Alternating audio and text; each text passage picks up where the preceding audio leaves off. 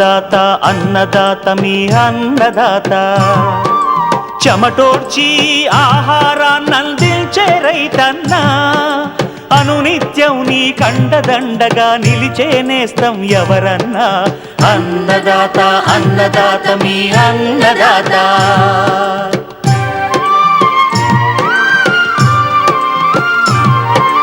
నూతన రీతుల సాగుబడికి నూరింతలు పెరిగే దిగుబడికి సూచనలిచ్చే సస్య రక్షణకు పశు పోషణకి శాస్త్ర విజ్ఞానం అందించి ముందుకు నడిపే తెలుగు రైతు భారతదేశానికి మకుటం అయ్యేలా తీర్చిదిద్దే ఆశయంతో మిమ్ము మేలు కొలిపేది అన్నదాత అన్నదాత అన్నదాత మీ అన్నదాత అన్నదాత అన్నదాత మీ అన్నదాత.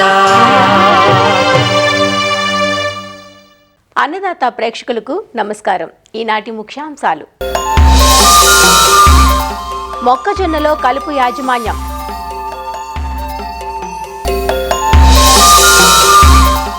ఎల్ నినో ప్రభావంతో వెన్నామీ రొయ్యల పెంపకంలో అధిక దిగుబడులకు చేపట్టాల్సిన యాజమాన్యం, ఫుడ్ ప్లానెట్ 2026 అంతర్జాతీయ అవార్డు అందుకున్న Andhra Pradesh community manage natural programme సంస్థ,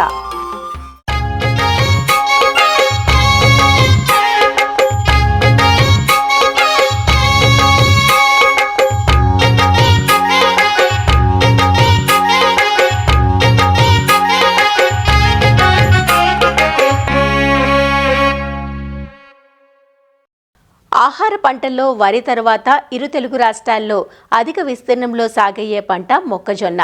మొక్కజొన్నను జూన్ మొదటి పక్షం నుంచి జూలై 15 వరకు విత్తుకుంటారు. వర్షాకాలంలో అన్ని పంటల మాదిరే మొక్కజొన్నకు కలుపు సమస్య ఎక్కువగా ఉంటుంది. గడ్డి జాతి, వెడల్పాకు కలుపు మొక్కలతో పాటు తుంగ సమస్య కూడా చాలా వరకు ఉంటుంది.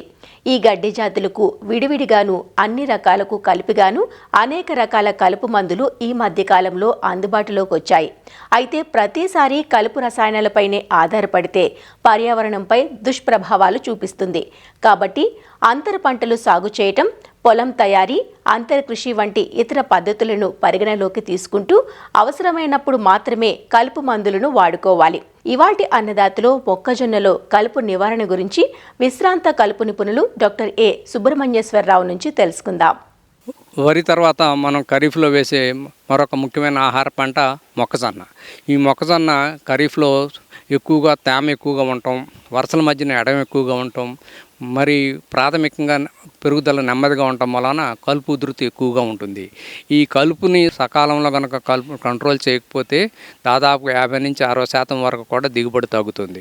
అట్లాగే ఇంకొకటి ఏంటంటే ముఖ్యమైన విషయం, కలుపు తీయాల్సినటువంటి కీలక సమయం చూసుకుంటే ఇక్కడ మొట్టమొదటి 30 నుంచి 40 రోజుల వరకు కూడా కలుపు లేకుండా చేయాలి.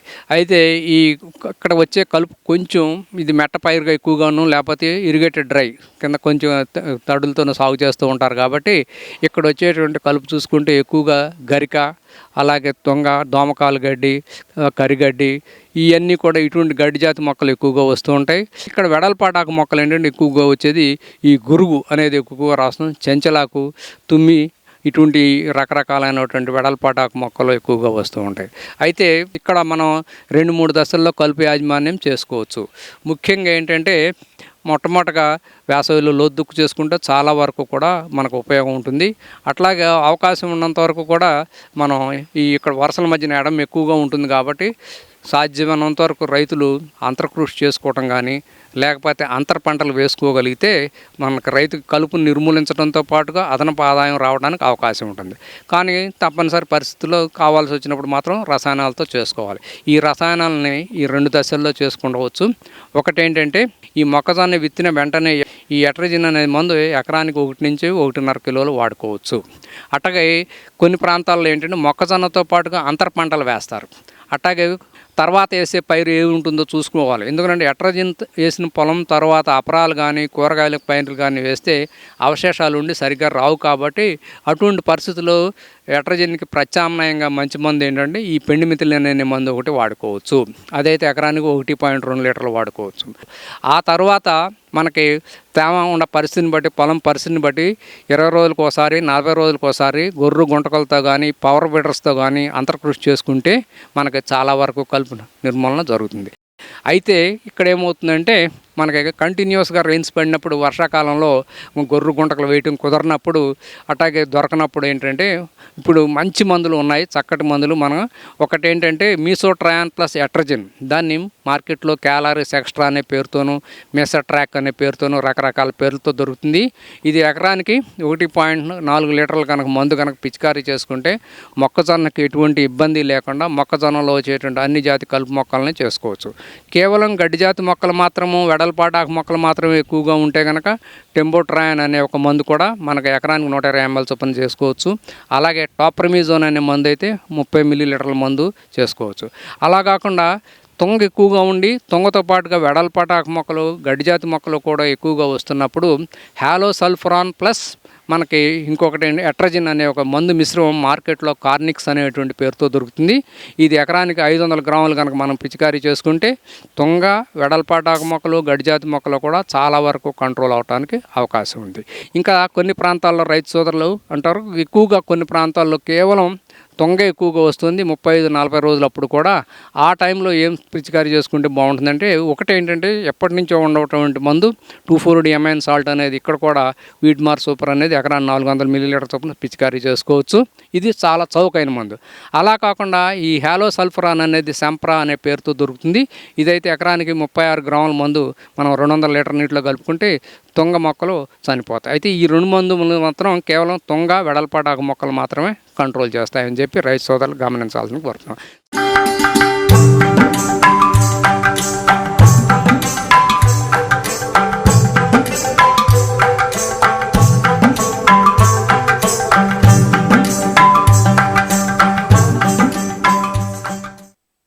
ఈ ఏడాది నెలకొన్న ఎల్నినో ప్రభావంతో సాగు రంగం కొంత ఒడిదుడుకులను ఎదుర్కొంటోంది. వ్యవసాయంతో పాటు ఆక్వా సాగుపైన వాతావరణ ప్రభావం ఉంటుంది. అందువల్ల వెన్నామి రొయ్యల పెంపకంలోనూ తప్పనిసరిగా కొన్ని మెలకువలు పాటించాలంటూ శాస్త్రవేత్తలు సూచిస్తున్నారు. ముఖ్యంగా తగినంత నీటిని పెంపక చెరువుల్లో నిల్వ ఉంచటం, తక్కువ సంఖ్యలో పిల్లను వదలటం, మేత యాజమాన్యం, వ్యాధుల పట్ల అప్రమత్తంగా ఉండడం వంటి శాస్త్రీయ యాజమాన్య పద్ధతులను పాటించాలంటూ వివరాలు అందిస్తున్నారు ఆచార్య ఎన్జీ రంగా వ్యవసాయ విశ్వవిద్యాలయం, పశ్చిమ గోదావరి జిల్లా ఉండి కృషి విజ్ఞాన కేంద్రం మత్స్య శాస్త్రవేత్త డాక్టర్ శ్రీనివాసరావు. మనం ఇప్పుడు వాతావరణ పరిస్థితులు కానీ చూసుకున్నట్లయితే మనకి ఎక్కువగా ఇప్పుడు ఎల్నినో ప్రభావం కూడా ఒకటి ఎక్కువగా ఉండడం వల్ల మనకి వర్షాలు తక్కువ, అదేవిధంగా మనకి ఉష్ణోగ్రతలు ఎక్కువగా ఉండడం కూడా జరుగుతుంది. మన ఈ వాతావరణం అనుసరించి కూడా మనం చేయాల్సిన పరిస్థితి ఏర్పడింది. ముఖ్యంగా ఎప్పుడైతే మనం వెనమేరేళ్ళు పెంచుతున్నామో చెరువు నీటి లోతు అనేది మాత్రం 6 అడుగులు తగ్గకుండా పెట్టుకోవాలి. తర్వాత అధిక సాంద్రత పద్ధతులకు వెళ్ళడం జరుగుతుంది. అంటే ఏంటంటే ఎకరానికి 1,00,000, 1,50,000, 2 లక్షలు ఈ విధంగా కూడా ఏం జరుగుతుంది.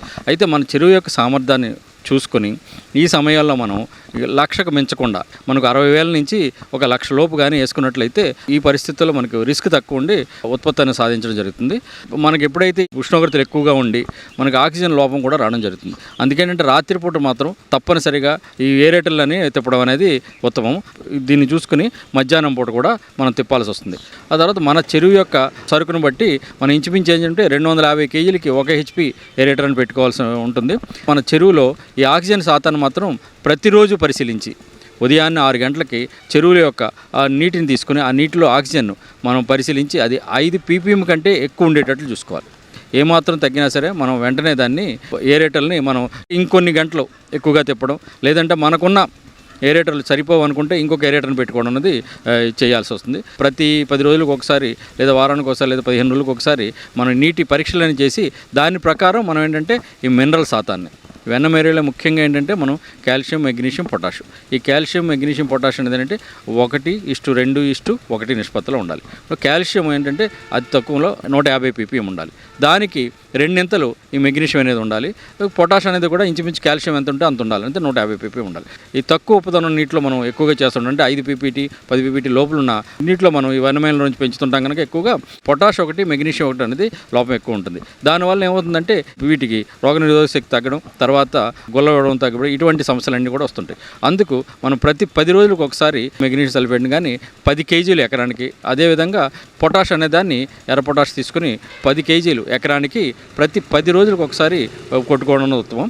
ఈ మన వెన్నమై రొయ్యల్లో ఏ సెలైనిటీ అయితే మనం మొదటగా పెట్టామో పెంపకాలం అంతగా ఆ 4 నెలల్లో కూడా మనం ఏంటంటే అదే పీపీటీ, ఈ సెలైనిటీ అనేది హెచ్చుతగ్గులు కాకుండా చూసుకోవాలి. ఇప్పటి పరిస్థితుల్లో చూసినట్లయితే మేత రేట్లు పెరగడం కూడా జరుగుతుంది. దానివల్ల మేతకి ఎక్కువ ఖర్చు అవుతుంది. మేత యాజమాన్యం ఖచ్చితంగా పాటించాలి. మన మేతకి ఎంత ఖర్చు తగ్గించుకుంటే అంత విధంగా మనకి లాభపడే అవకాశం ఉంటుంది. చెరువులో పిల్ల వేసిన దగ్గర నుంచి కూడా మన చార్ట్ ప్రకారం మ్యాచ్ చేయడం జరుగుతుంది. మనం మొట్టమొదటిగా చెరువులో పిల్ల వేసిన తర్వాత ఒక చిన్న హాపా పెట్టుకుని 48 గంటలకు పరిశీలించినట్లయితే మనకి ఆ చెరువులో మనం సర్వైవల్టీ అంటే బతుకుదల శాతం ఎంతో తెలుస్తుంది. దాన్ని బట్టి మనకి ఇంచుమించు 95-98% ఉంటే ఇంచుమించు మనకు 1,00,000 పిల్ల కూడా మన బతుకుదలగా ఉన్నట్టు. అలా కాకుండా ఎప్పుడైతే తగ్గిందో దాని ప్రకారం మనం చెరువులో సంఖ్య కూడా తగ్గిందని చెప్పి దాని ప్రకారం మనం మేత అనేది యాజమాన్యం చేయాల్సి ఉంటుంది. ఆ విధంగా చేసిన తర్వాత 20 రోజుల తర్వాత మనం ఈ చెక్ ట్రేల్ని పెట్టి 2% మేతను మనం చెక్ ట్రేల్లో వేసి మేత వేసిన 2 గంటల తర్వాత పరిశీలించి అందులో మేత కానీ మిగిలిపోతుంటే తర్వాత మేతను తగ్గించడం, మేత పూర్తిగా అయిపోతుంటే కొద్దిగా మేతను పెంచడం చేసుకుని బ్లైండ్గా చార్ట్ ప్రకారం పోకుండా చెక్ ట్రేల్ అబ్జర్వేషన్ తోటి మేత యజమాని పాటించడం అనేది చాలా ఉత్తమం. దీనికి ఏంటంటే మనకి ఈ ఫీడ్ కన్వర్షన్ రేషియో ఇంచుమించు మనం 1:1 రేషియో వచ్చేటట్టు మాత్రం మనం యాజమాన్యం చేయాలి. అదేవిధంగా మనకి అధిక సాంద్రత పద్ధతులు మనం ఎకరానికి 2 లక్షలు అలా వేయకుండా 1,00,000 వరకు కానీ వేసుకున్నట్లయితే మనకి ఇంచుమించు చాలా వరకు మనకు రిస్క్ అనేది తక్కువగా ఉంటుంది. ఎప్పుడైతే మనకి ఎండ తీవ్రంగా ఉండి ఒకేసారి మనకి చల్లదనం వచ్చి వర్షాలు పడుతున్నాయి ఆ రోజు ఏమవుతుందంటే ఆక్సిజన్ శాతం తగ్గడం, అమ్మోనియా శాతం పెరగడం జరుగుతుంది. కనుక మనం ఆ రోజు సాయంత్రం నుంచి కూడా మనం జాగ్రత్తగా గమనించి రాత్రిపూట అంతా కూడా ఏరేటర్లు అసలు ఆగకుండా ఏరేటర్లు అన్నీ తిప్పడం, మనకు ఆక్సిజన్ శాతం ఎంత ఉందో చూసుకుని ఆక్సిజన్ 5 ppm ఉండేటట్లు మనం మేనేజ్ చేయడం. తర్వాత మనకి అమ్మోనియా అనేదాన్ని కూడా మనం చూసుకుని మనకి దీని గురించి మనం ఏం చేస్తుంటాం అంటే చెరువుల్లో ప్రోబయోటిక్ వాడుతుంటాం. వాటర్లో వాడే ప్రోబయోటిక్ని ఖచ్చితంగా దానికి మనకు నిర్దేశించిన ప్రతి 10 రోజులకు ఒకసారి మనం దాన్ని వాడుకోవడం, వాడిన తర్వాత ఎప్పుడైతే మనం వాటర్ టెస్టింగ్ చేయించడం అందులో అమ్మోనియా నైట్రేట్ స్థాయిలు హెచ్డిఎస్ స్థాయిలు పెరగలేదు అనుకుంటే మనం ఇంచుమించు మనం ఇచ్చిన ప్రోబయోటిక్ పనిచేస్తున్నట్లు. అలాగే విబ్రియో లెవెల్స్ కూడా తగ్గట్టుగా ఉండేటట్లు చూసుకోవాలి, అవి ఎక్కువ కాకుండా చూసుకోవాలి హానికర విబ్రియో. తర్వాత మేతలో కూడా మనం ఏంటంటే మనం ఒక ప్రోబయోటిక్ వాడడం జరుగుతుంది. అందులో ఖచ్చితంగా లాక్టోబాసిల్లస్ అనే ఉండేటట్లు చూసుకుని మనం మేతలో రెగ్యులర్ క్రమం తప్పకుండా వాడతాం.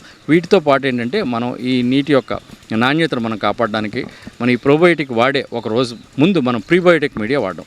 ఈ ప్రీబయోటిక్ మీడియా అంటే ఏంటంటే 4 kg బెల్లం, 20 kg తౌడు లేదా వరిపిండి, దాంతోపాటు 100 గ్రాములు ఈస్టు ఒక 200 లీటర్ల నీటిలో కలిపి దాన్ని ఒక 4-5 రోజులు ఉంచేసి రోజు కలయబెడుతూ ఫెర్మెంట్ చేసిన తర్వాత చెరువులో జల్లుకరు. ఈ విధంగా ప్రతి 10 నుంచి 15 రోజులకు ఒకసారి ఈ ఫెర్మెంటెడ్ మిక్స్ని కానీ మనం చెరువులో జల్లుకుంటూ ఉంటే మన చెరువు యొక్క నీటి నాణ్యత అంతా కూడా బాగా మెరుగుపడి అటువంటి చెరువుల్లో మనకి ఏ విధమైన వ్యాధులు అయిన రాకుండా ఉంటుంది. విబ్రియో లెవెల్స్ అవి కూడా మనకి హానికరమైన విబ్రియో కాకుండా ప్రోబయోటిక్ పెరిగి మనం ఉపయుక్తకరమైన సూక్ష్మక్రిములను కూడా బాగా పెరిగి రొయ్యలకు ఇమ్యూనిటీ పెరిగి మనకు వ్యాధులు రాకుండా మనకు అధిక దిగుబడి సాధించవచ్చు.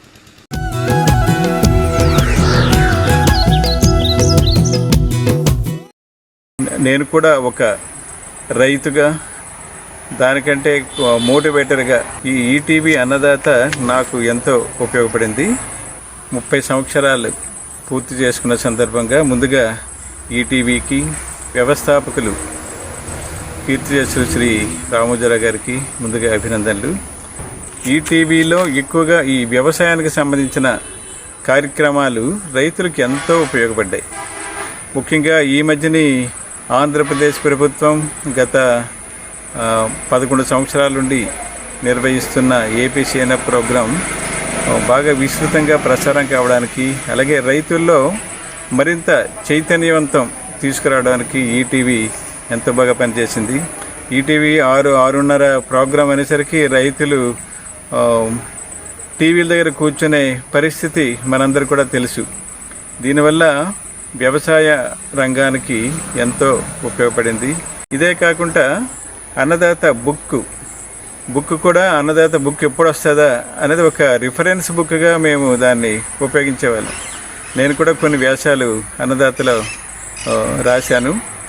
రాసిన తర్వాత కూడా చాలామంది వందలాది మంది అంటే మన రిఫరెన్స్ ఫోన్ నెంబర్ కూడా ఇవ్వడం వల్ల చాలామంది ఏంటంటే అడగడం, వాటికి సమాధానాలు చెప్పే అవకాశం కూడా అన్నదాత కల్పించింది. వ్యవసాయ రంగంలో అన్నదాత బుక్ కానీ, అన్నదాత టీవీకి కానీ ఒక గొప్ప స్థానం ఉంది. ఈ యొక్క అన్నదాత అనే పేరు రామోజీరావు గారికి ఎప్పుడు తట్టిందో ఇలా తెలియదు. కిరిశేషులైన వారికి మనం అందరం కృతజ్ఞులమై ఉండాలి. ఎందుకంటే ఈ అన్నదాత అనే కార్యక్రమం మొట్టమొదటగా ఈ యొక్క చిన్న మన మాసపత్రికతోని మొదలైంది. ఈ మాసపత్రికతోని మొదలైన తర్వాత 30 సంవత్సరాలకు మరీ దీన్ని వీడియో మాధ్యమం కూడా తీసుకొస్తే బాగుంటుందని చెప్పేసి వచ్చేసి అదే విషయాన్ని 30 సంవత్సరాల కిందనే ఆయనకు వచ్చేసి చేసుకున్నాడు. ఇటువంటి అజరారమైన ఒక కార్యక్రమానికి శ్రీకారం చుట్టిన వారికి, మాకు కిరిశేషులైన వారికి ఆత్మకు శాంతి కలిగించాలని చెప్పేసి అందరి తరపున కూడా వారికి ఈటీవీ సంస్థలన్నిటికీ కూడా రామోజీరావు కూడా ధన్యవాదాలు తెలుపుతున్నాము.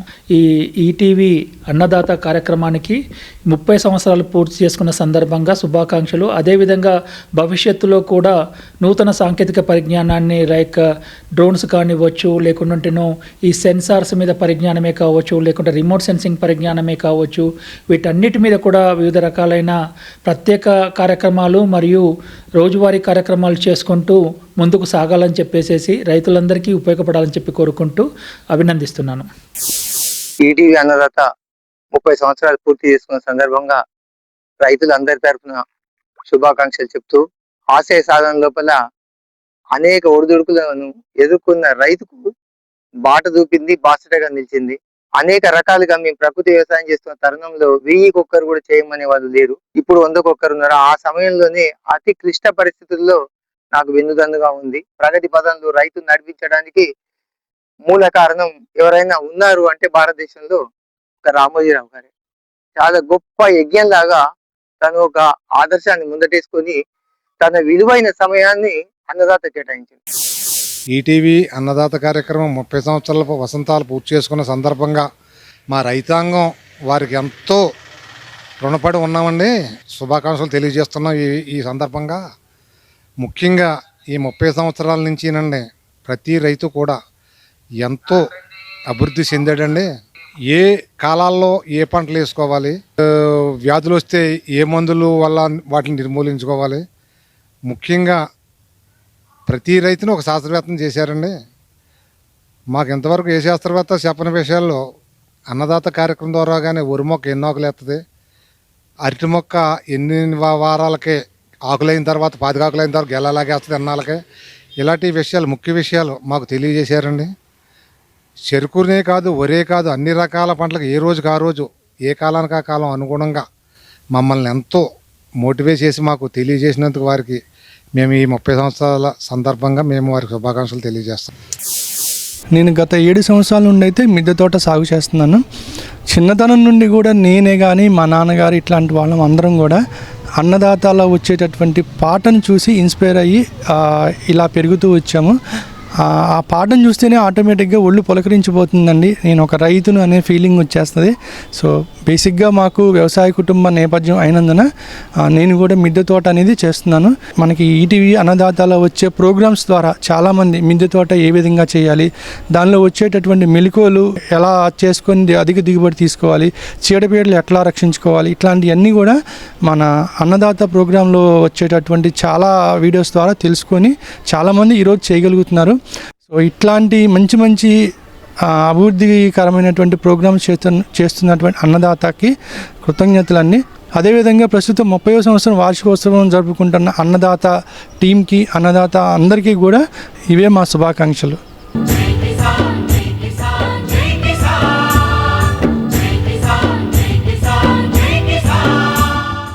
అంతర్జాతీయంగా ప్రసిద్ధిగాంచిన ఫుడ్ ప్లానెట్ 2026 అవార్డును సొంతం చేసుకుంది Andhra Pradesh community manage natural programme APCNF సంస్థ. ప్రకృతి వ్యవసాయ విధానాలతో సేద్య రంగంలో విస్తరిస్తూ పర్యావరణ సమస్యలను అధిగమించి ఆహార భద్రతను పెంపొందించే ప్రయత్నంలో భాగంగా ఈ అవార్డును ప్రదానం చేశారు. ప్రపంచవ్యాప్తంగా సుమారు 1000 నామినేషన్లు పోటీ పడగా APCNF ముందు వరుసలో నిలిచింది. ఆంధ్రప్రదేశ్లోని చిన్న సన్నకారు రైతులు, డ్వాక్రా మహిళలు పెద్ద ఎత్తున ప్రకృతి వ్యవసాయ విధానాలతో ముందుకు వెళ్తున్నారని, రాబోయే కాలంలో మరింత ఎక్కువ మందిని భాగస్వామ్యులుగా చేయటానికి ఈ అవార్డు ప్రేరణగా నిలుస్తోందని రైతు సాధికార సంస్థ కార్యనిర్వాహక ఉపాధ్యక్షులు డాక్టర్ విజయ్ కుమార్ చెబుతున్నారు. Food planet prize 2026 Andhra Pradesh community manage natural farming programme government of Andhra Pradesh ప్రోగ్రామ్కి ఇవ్వటం జరిగింది. ఇది ప్రపంచంలోనే అతిపెద్ద అవార్డు. ఇది $1.5 మిలియన్. మన కరెన్సీ కన్వర్షన్ రేట్ చూసుకుంటే ఒక 13-14 కోట్ల అవార్డు ఇది. అంటే it is kept higher than the Nobel award. Nobel prize 1 million euros ఉంటే ఇది 50% హయ్యర్. ఈ ఫుడ్ ప్లానెట్ ప్రైజ్ అనేది ఇప్పుడున్న పర్యావరణ ఎమర్జెన్సీలో ఆహార భద్రతని సెక్యూర్ చేసే ఆర్గనైజేషన్స్ కానీ ఇండివిజువల్స్ కానీ రికగ్నైజ్ చేస్తారు. ఇది దాదాపు 1 ఇయర్ ప్రాసెస్ నడిచింది. ప్రపంచంలో అన్ని ఖండాల నుంచి దాదాపు 30-40 దేశాల నుంచి ఒక 1000 నామినేషన్స్ ఫుడ్ ప్లానెట్ ప్రైజ్ వారి దగ్గరికి వెళ్ళాయి. ఒక 4 నెలల కిందట వారు ఒక లాంగ్ లిస్ట్ రిలీజ్ చేశారు. అంటే ఒక 40-45 సంస్థలది. ఆ తర్వాత వారు క్వశ్చన్స్ పంపించారు మన ప్రోగ్రామ్ మీద. ఆ రెస్పాన్సెస్ రిసీవ్ చేసినాక మళ్ళీ ఇంకొక సెకండ్ రౌండ్ ఆఫ్ క్వశ్చన్స్ పంపించారు. ఆ తర్వాత ఏప్రిల్ నెలలో వారు ఇన్ఫార్మ్ చేశారు that we're selected as finalist. అంటే 4 ఫైనలిస్ట్ ఇండియా నుంచి, Andhra Pradesh community manage natural farming, 2 US సంస్థలు, ఒక యూరోపియన్ సంస్థ. ప్రైజ్ అవార్డు కోసము ఫైనలిస్ట్ అందరినీ వారు స్వీడన్కి ఇన్వైట్ చేశారు. నేను, రాజశేఖర్ గారు, స్పెషల్ చీఫ్ సెక్రటరీ అగ్రికల్చర్, మేము స్వీడన్ వెళ్ళాము. 2nd June morning they conducted interview for all the finalist, ½ an hour for each team. Evening వారు అనౌన్స్ చేశారు, 2nd ఈవినింగ్. అంటే ఇంత పెద్ద ప్రోగ్రామ్ ప్రపంచంలోనే లేదు. అంటే ఒకవైపు ఆహార భద్రత, రైతుల సంక్షేమము మరియు పర్యావరణ కాపాడడం, ప్లస్ ఇంత పెద్ద ఎత్తున చేయడము. తర్వాత వాళ్ళు చెప్పింది ఒకటి, APCNF మోడల్ ఏదైతే ఉందో ముఖ్యంగా పేద రైతులతో, small and marginal farmers, women farmers, plus technology చాలా సింపుల్గా APCNFలో ఉంది. ఇది ఏ దేశంలోనైనా ఇది అప్లై చేయొచ్చునని అది ఒక కారణం పెట్టారు. అంటే this can be scaled up across the world అనేది వారు ప్రత్యేకంగా గుర్తించారు. ఇన్ఫ్యాక్ట్ ఫస్ట్ టైం ఒక గవర్నమెంట్ సంస్థకి రావటం, ఇది మన గౌరవ ముఖ్యమంత్రి గారి దూరదృష్టికి ఒక నిదర్శనం. 2015-16 నుంచి వారు ఇది ప్రోత్సహించారు. అంటే అప్పుడు రిజల్ట్స్ కూడా లేవు. So what started very small way. 2016లో ఒక 40,000 మంది రైతులతో ఇది ప్రారంభమై 26లో 18 లక్షల మంది రైతులు పాల్గొంటున్నారు. అంటే దాదాపు 30% మంది రైతులు ప్రకృతి వ్యవసాయంలో పాల్గొంటున్నారు. దాంట్లో దాదాపు 4 లక్షల మంది రైతులు కంప్లీట్లీ కెమికల్ ఫ్రీ అయినారు. మిగతా వారందరూ కూడా ఆ ప్రయాణంలో ఉన్నారు. ప్రతి రైతు కూడా ఒక 5 సంవత్సరాలు, 6 సంవత్సరాలు, 7 సంవత్సరాలు పడుతుంది మార్పు తీసుకొని రావడానికి. సో ఈ గుర్తింపు ముఖ్యంగా రైతులది. అవార్డు తర్వాత బాధ్యత పెరిగింది. గౌరవ ముఖ్యమంత్రి గారు ఆల్రెడీ చాలా స్పష్టంగా చెప్పారు, ఆంధ్రప్రదేశ్ రాష్ట్రంలో ప్రతి రైతు దగ్గరికి తీసుకెళ్లాలని. So the direction is set. ఈ సంవత్సరం అంటే 2026-27లో అన్ని గ్రామాలకు ఈ ప్రోగ్రామ్ని విస్తరిస్తున్నాము. ఒక వచ్చే 2-3 సంవత్సరాలలో మన రాష్ట్రంలోనే ఒక 40 లక్షల మంది రైతుల దగ్గరికి 20 lakh hectares అంటే 50 లక్షల ఎకరాలు సాగు భూమిని ప్రకృతి వ్యవసాయంలోకి తీసుకొని రావాలనేది లక్ష్యము. అదేవిధంగా ఇతర రాష్ట్రాలకి మన టెక్నాలజీ తీసుకెళ్తున్నాము. ఇప్పుడు జాంబియాలో ఒక ప్రోగ్రాం నడుస్తుంది, శ్రీలంకలో ప్రోగ్రాం నడుస్తుంది. ఇది కూడా మన బెస్ట్ ఫార్మర్స్, మన రైతులే. అంటే గతంలో ఐటీ సాఫ్ట్వేర్ ఉద్యోగాలు నేను అమెరికాకు వెళ్ళినట్లు మన రైతులు వారి నైపుణ్యంతో ఇతర దేశాలకు వెళ్ళి రైతుల్ని మారుస్తున్నారు. అది చాలా గర్వకారణము. So food planet prize creates a big responsibility on government of Andhra Pradesh and రైతు సాధికార సంస్థ. మరిన్ని విభిన్నాంశాలతో రేపటి అన్నదాతలో మళ్ళీ కలుసుకుందాం. నమస్కారం.